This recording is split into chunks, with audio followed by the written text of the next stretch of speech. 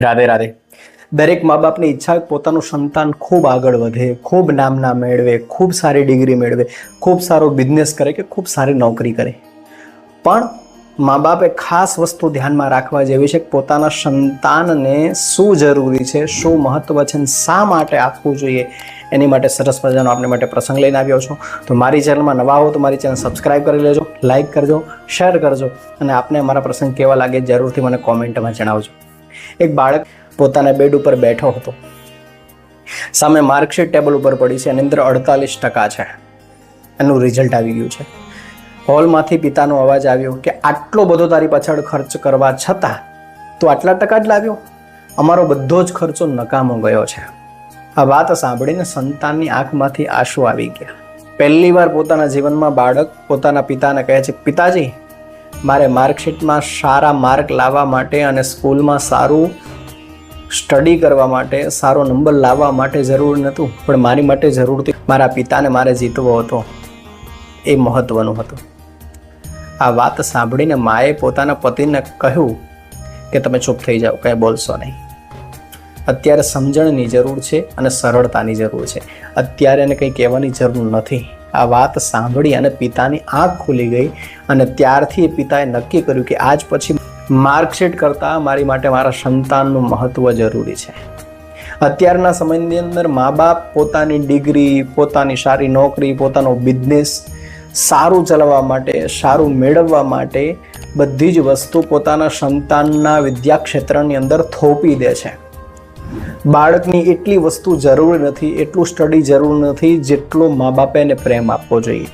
એની સાથે બેસો, એની પાસે સમય આપો. એને સમય આપશો તો એ જીવનમાં શું કરવા માગે છે 2 શબ્દો તમને કહેશે અને 2 શબ્દો કહેશે ને તો તમારાથી જીવનમાં ક્યારેય ડર નહીં લાગે.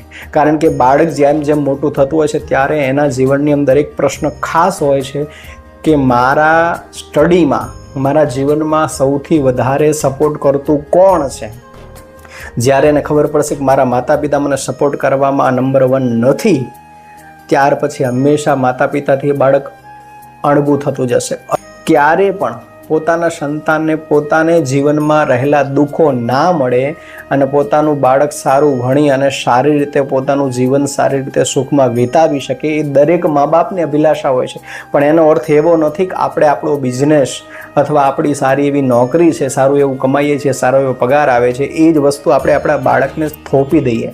બાળક જ્યારે ઉડવા માગતું હોય ને ત્યારે બાળકની પાંખો કાપવાનો પ્રયાસ ક્યારેય નહીં કરતા.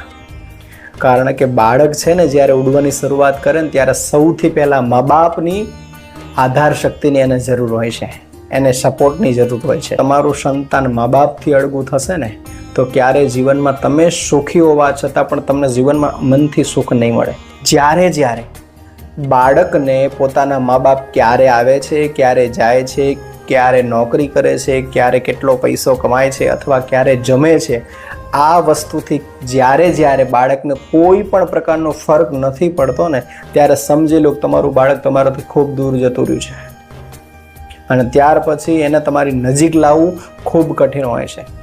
એટલે જ્યાં સુધી પોતાનું સંતાન પોતાને પ્રેમ કરતો હોય ને ત્યાં સુધી એને પ્રેમ કરવા દો.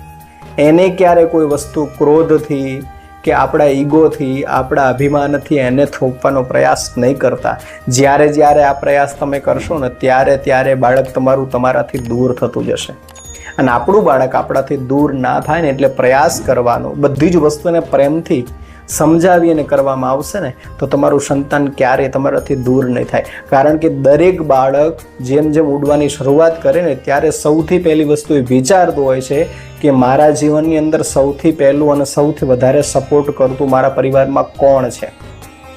અને ત્યારે સૌથી પહેલી નજર માતા પિતા ઉપર પડે છે. અને જ્યારે માતા પિતા સપોર્ટ નથી કરતા પછી એને જીવનમાં ક્યારેય કોઈની પાસે આશા નથી હોતી કે મને કોઈ સપોર્ટ કરશે. કારણ કે એના જીવનની અંદર સૌથી વધારે દિલથી અને મનથી નજીક હોય ને તો એ માતા પિતા હોય છે. એટલા માટે માતા પિતાની જવાબદારી છે કે પોતાના સંતાનને જ્યારે જીવનમાં ઉડવા માટે સપોર્ટની જરૂર પડે ને ત્યારે એને સારી રીતે સપોર્ટ કરવો જોઈએ. અને મહત્ત્વની વસ્તુ છે કે પોતાના સંતાનની પાંખો આવે ને પછી એને પાંખોને ઉડવા માટેનો સપોર્ટ ખૂબ જરૂરી હોય છે. આ પ્રસંગ કેવો લાગ્યો જરૂરથી જણાવજો. અને રાધે કૃપા ગૌ સેવા ધામ મારી ચેનલ સબસ્ક્રાઈબ કરજો, લાઈક કરજો, શેર કરજો. આપ સૌને રાધે રાધે.